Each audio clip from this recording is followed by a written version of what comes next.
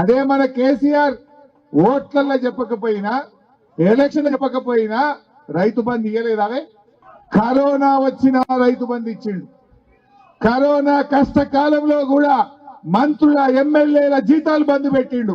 ఉద్యోగస్తులకు సగం జీతం ఇచ్చిండు. కానీ రైతులకు మాత్రం రైతు బంధు ఇచ్చి చూపించిండు కేసీఆర్. మరి వీళ్ళెందుకు బంధు పెట్టిండు?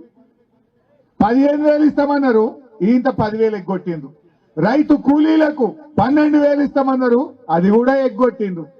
ఏ ఒక్కటి కూడా చెయ్యని మోసపూరిత పార్టీ కాంగ్రెస్ పార్టీ. అవునా కాదా? ఏమనంటే ప్రశ్నిస్తే కేసులు పెట్టారట, అడిగితే దబాయిస్తున్నారు. వెనకటికట ఓ సామెత ఉంటది, ఇగురం లేనోడు వ్యవసాయం చేస్తానట, వడ్లు వాగుల కొట్టుకపోయినాయట, గడ్డి గాల్ల కొట్టుకపోయిందట. ఈ కాంగ్రెస్ వాళ్ళ పాలన గట్లున్నది, ఈ రేవంత్ రెడ్డి పాలన గట్లున్నది. అంతా మోసం. అందుకే నేను మొన్న ఎక్కడో అన్నా, నీ పేరు యనుమల రేవంత్ రెడ్డి కాదయ్యా, నిన్ను ఇప్పటి నుంచి ఎగవేతల రేవంత్ రెడ్డి అని పిలుస్తామో అని చెప్పిన. ఇప్పుడు మాట మీద నిలబడితే మాట మీద నిలబడ్డాడు. మోసం చేస్తే ఏమనాలి? ఎగవేడితే ఎగవేతల రేవంత్ రెడ్డి అంటే తప్ప, ఈ మాట అంటే కేసు పెట్టారట. పెట్టుకో, 100 కేసులు పెట్టుకో, నేను అంటనే ఉంటాను నిన్ను అని చెప్పిన. మూసి మూసి మూసి అన్నాడు. నేనన్నా, ఆ మూసి మురికి కంటే నీ నోటి మురికే ఎక్కువ ఉన్నది నాయన, నీ నోటి కంపే ఎక్కువ ఉన్నదని చెప్పిన. ఆ మూసి మురికి కంపు కంటే రేవంత్ రెడ్డి నోటి కంపే ఎక్కువైపోయింది. నీ నోటి కంపు చక్కగా చేసుకో ఫస్ట్. మా తమ్ముడు అదానీ గురించి అంటున్నాడు. ఇక ఈ అదానీ గురించి ఢిల్లీ కాంగ్రెస్ ఒకటి, గల్లీ కాంగ్రెస్ ఒకటి. ఢిల్లీ కాంగ్రెస్ ఏమంటుండు? రాహుల్ గాంధీ అదానీని అరెస్ట్ చేయాలి అంటుండు.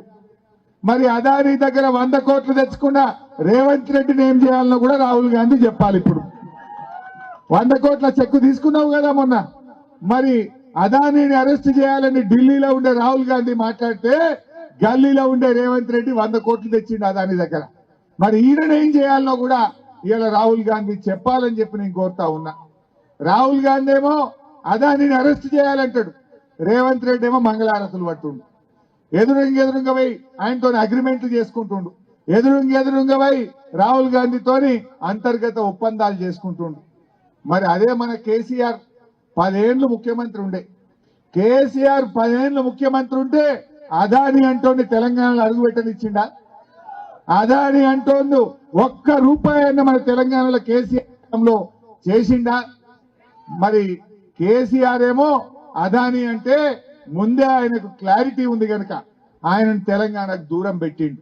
ఇలా అమెరికాలో అదానీ మీద కేసు పెట్టిండు, ఆయనను అరెస్ట్ చేయాలంటున్నారు. అదానీ ఎవరెవరికి లంచాలు ఇచ్చిండ్రో వాళ్ళందరినీ కూడా అరెస్ట్ చేయాలంటున్నారు. మరి అదానీ ఇలా రేవంత్ రెడ్డి కూడా లోపలికి వెళ్ళి వేరే ఇచ్చిండు, బయటకు వెళ్ళి వేరే ఇచ్చిండు. దీని మీద కూడా విచారణ జరపాలి. అందువల్ల ఇలా ప్రజలు కూడా గమనిస్తున్నారు, ఎవరి దక్షత ఏందో ఎవరేందో ప్రజలకు అర్థమవుతుంది. 10 ఏళ్లు కేసీఆర్ ముఖ్యమంత్రి ఉంటే అదానీని తెలంగాణలో అడుగు పెట్టనీయలేదు. ఏడాది లోపలే రేవంత్ రెడ్డి అదానీతోని అగ్రిమెంట్ల మీద అగ్రిమెంట్లు చేస్తుండు. అంటే మంచి ఏందో చెడేందో ఇలా ప్రజలు కూడా అర్థం చేసుకుంటున్నారు.